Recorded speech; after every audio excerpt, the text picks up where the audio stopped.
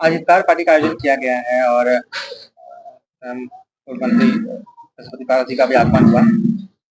क्या कुछ इशारा समझा जाए इसको राजनीतिक दृष्टिकोण से? ये राजनीतिक कार्यक्रम नहीं रहा। पहले सबसे पहले आप सब लोग ये करेक्ट कर लीजिए, ये एक सामाजिक और एक धार्मिक कार्यक्रम है। और जैसा हम पहले भी कहे हैं कि हम रहने वाले लालगंज के हैं और लालगंज में सभी तरह के हमारे मित्र हैं, चाहे वो हिंदू कम्युनिटी से बिलोंग करे या मुसलमान कम्युनिटी से बिलोंग करे। तो साथ में रहने का, साथ में खाने का, ईद साथ में मनाने का, होली साथ में मनाने का, दीपावली में साथ में पटाखे फोड़ने का, तो ये सब हम लोग बचपन से हम लोग करते आ रहे हैं। तो ये एक जो माहौल है भाईचारा का, वो हम लोग आज से नहीं वर्षों से मेंटेन करते आ रहे हैं, चाहे वो हमारे पेरेंट्स हो, हमारे ग्रैंड पेरेंट्स हो। तो इसी सिलसिले में एक विचार किया गया कि हम लोग अभी रमजान का एक महीना चल रहा है, बहुत ही पावन मंथ होता है, तो इसमें एक हम लोग सब भाई लोग मिलकर के एक पार्टी किया जाए और सभी मुस्लिम भाइयों को उसमें इनवाइट कर करके उनके लिए इफ्तार का दावत अरेंज किया जाए। तो उसी संदर्भ में हमने अपने राष्ट्रीय अध्यक्ष जी और प्रदेश अध्यक्ष जी से भी निवेदन किया कि हमारे इस दावत में आप लोग आइए। और उन्होंने खगड़िया से चल कर करके कार्यक्रम को अटेंड करके फिर भागते हुए कार्यक्रम को करते हुए फिर यहाँ पे आए और शिरकत किए। इसके लिए हम उन दोनों को बहुत बहुत धन्यवाद देते हैं और अपने लालगंज के सभी मुस्लिम भाइयों को भी बहुत बहुत धन्यवाद देते हैं कि उन्होंने हमारे दावत को स्वीकार किया और वो लोग आए। इससे पहले भी सर आप पार्टी का कार्यकर्ता सम्मेलन भव्य रूप से करवाए थे और आज इफ्तार पार्टी करवाए हैं, तो इससे क्या समझा जाए कि विधानसभा चुनाव की दावेदारी आपकी लालगंज से मानी जाए या फिर क्या माना जाए? सभी पॉलिटिशियन का धर्म होता है कि वो जनता की आवाज बने और जनता की आवाज बनने के लिए एक प्रक्रिया निभानी पड़ती है, चुनाव। तो वक्त आने पे चुनाव की जब बारी आएगी तो वो भी लड़ ली जाएगी, ताकि हम भी आम जनों की आवाज बन सके, उनके बेहतरी के लिए कार्य कर सके, गरीबों के लिए, पिछड़ों के लिए, दलितों की आवाज बन सके और उनके बेहतरी के लिए हम लोग आवाज उठाए और उनको उनका हक दिलाएं। बात टिकट कही आ रही है सर, इसके पहले भी जब कार्यकर्ता सम्मेलन हुआ था, खुद प्रिंस राज आपका हाथ पकड़ के आगे जनता के सामने प्रोजेक्ट कर रहे थे। आज भी पशुपति कुमार पास ने अच्छे संबंधों के बारे में जिक्र किया है, कहीं ना कहीं ग्रीन सिग्नल मिल रहा है, आपको लग रहा है? ये सब अभी नहीं कहा जा सकता है। जैसा हम अभी कहें कि ये तो धर्म है अपना, तो धर्म की जब बारी आएगी तो धर्म निभाया जाएगा। और जहां तक पिछला महीना जो हम लोग कार्यक्रम किए थे, वो एक कार्यकर्ता सम्मेलन था। हमारे राष्ट्रीय अध्यक्ष जी सभी जिलाओं में कार्यक्रम बना चुके हैं और उसी संदर्भ में लालगंज को भी सिलेक्ट किया गया था कि वहां पे भी हम लोग कार्यकर्ता सम्मेलन करेंगे।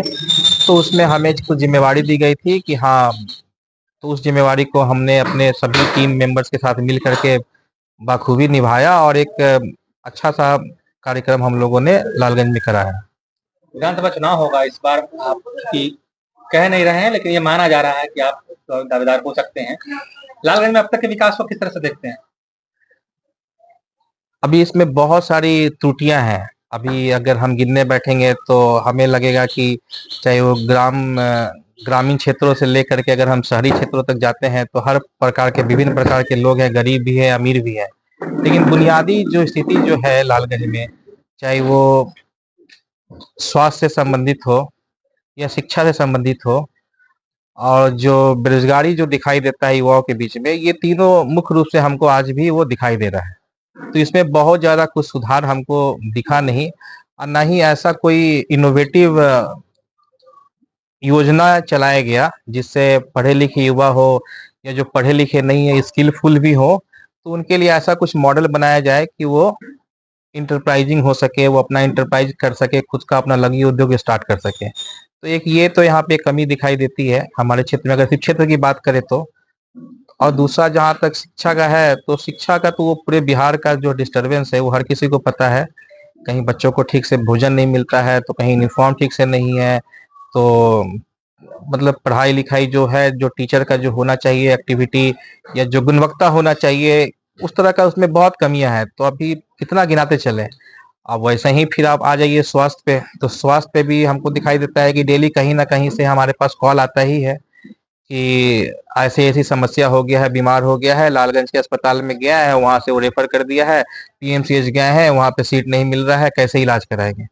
तो कम से कम इतना बड़ा ये क्षेत्र है लालगंज विधानसभा, इस क्षेत्र में लगभग हमको लगता है कि 6 लाख लोगों की जनसंख्या होगी।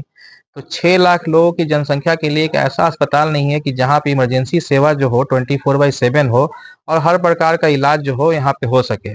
कभी किसी का एक्सीडेंट हो जाए तो उसको भी बेचारे को पीएमसीएच ही भागना पड़ता है। अगर गरीब है तो, अमीर है तो भाई चलो किसी प्राइवेट में चला गया इलाज कर लिया। लेकिन आप इस सामाजिक परिधि में आप घूम के देखेंगे तो हमें लगता है कि 80% लोग तो मतलब एवरेज ही इनकम वाले लोग हैं। कि अगर बहुत ज़्यादा तबीयत खराब हो गई, कुछ क्रिटिकल केसेज हो गया तो वो मतलब लाखों रुपया खर्च करके प्राइवेट अस्पताल में इलाज नहीं करा सकते हैं। उनको हमेशा डिपेंडेंट होना पड़ता है गवर्नमेंट हॉस्पिटल्स पे। अब वो पीएमसीएच में जाएँ तो पीएमसीएच में जगह ना मिले तो बेचारा इलाज कहाँ कराए?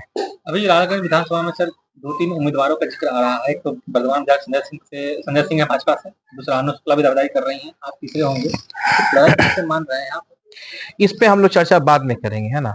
आज पॉलिटिकल चर्चा नहीं करते हैं। जिस दिन हम खुद ही अनाउंस करेंगे कि हाँ, अब हम लोग पॉलिटिकल चर्चा करते हैं, औपचारिक क्योंकि घोषणा बाकी है, लगभग तो हाँ, लग ही रहा है। तो जिस दिन घोषणा कर देंगे हमारे नेता, तो उस दिन फिर आप ये सवाल करिएगा तो फिर हम बताएंगे कि कैसे क्या करना चाहिए और क्या होने की आवश्यकता थी जो इन नहीं सब हुई। चीजों को चुनावी तैयारियों की तरह ना देखा जाए। हाँ, इन सब को ना देखा जाए, ये कार्यकर्ता एक सम्मेलन हाँ, कार्यकर्ता सम्मेलन हमारा टीम मीटिंग था। हमारे सभी जिला के सदस्य उसमें जुटे थे, साथ-साथ प्रदेश के भी बहुत सारे कमिटी के मेंबर्स थे। तो ये अपने आप में हम लोग एक खुद का भी एक समीक्षा है, खुद का भी एक इम्तिहान है कि भाई पार्टी के संगठन में लोग हैं, तो कितने एक्टिव है। तो ये तो सम्मेलन करके हमने अपने राष्ट्रीय अध्यक्ष को दिखाया कि जिला में संगठन आपका मजबूत है और खास तौर पे जब लालगंज में आए हैं तो आप देख लीजिए कि सब लोग एक्टिव है और हजारों की संख्या में वहाँ पे कार्यकर्ता उस दिन मौजूद थे। नीतीश कुमार के बेटे की एंट्री के बारे में, पॉलिटिकल एंट्री के बारे में क्या कहना चाहिए?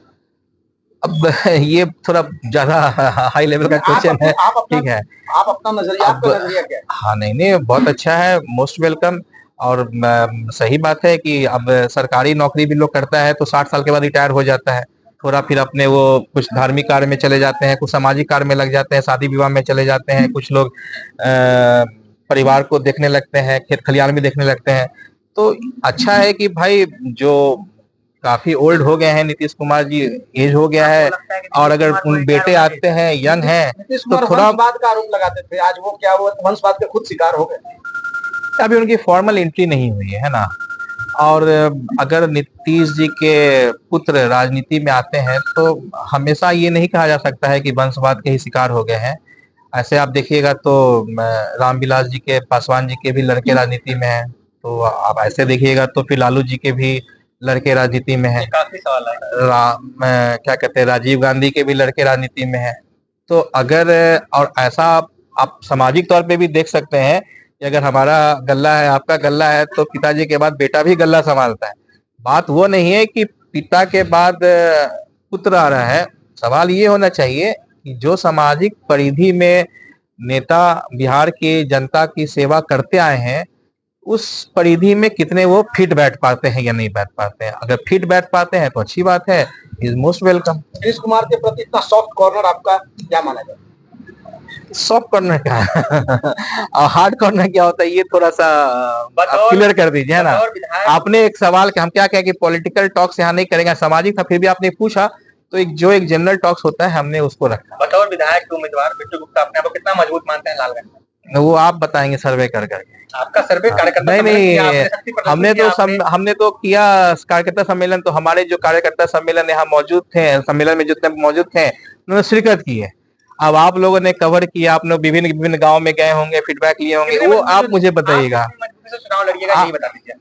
हम जब मौका मिलेगा फिर हम लोग इस पे चर्चा करेंगे ना, कैसे मजबूती से चुनाव बच लड़ेंगे। रहे हैं। सर, क्या लगता है कि अगर आरजेडी के साथ पशुपति जी की पार्टी की गठबंधन होती है तो लालगंज सीट आरजेडी को जाएगा या पशुपति को? हाँ, ये भी एक बहुत अच्छा सवाल है। जैसा हम इसलिए कहें कि जब आएगा समय तब इस पर चर्चा करेंगे। अभी किस गठबंधन में साहब जाएंगे, किस गठबंधन में लड़ेंगे, हम लोग कौन से सीट पे चुनाव लड़ेंगे, ये सब अभी बहुत कठिन सवाल है हमारे लिए, और हमारे पास इसका सही पूछे तो जवाब नहीं है। हमको जो इंस्ट्रक्शन मिलता है हम वो काम करते हैं। हमसे कहा गया कि सम्मेलन करना है जिला में, हमने करवा दिया। आज हमारे मित्र लोग सब लोग बैठे कि चलो एक कार्यक्रम किया जाए इफ्तार का, दावत इफ्तार, तो हमने वो करा दिया। हमने रिक्वेस्ट किया अपने अध्यक्ष जी से, वो लोग भी आ गए, हमको भी बहुत अच्छा लगा।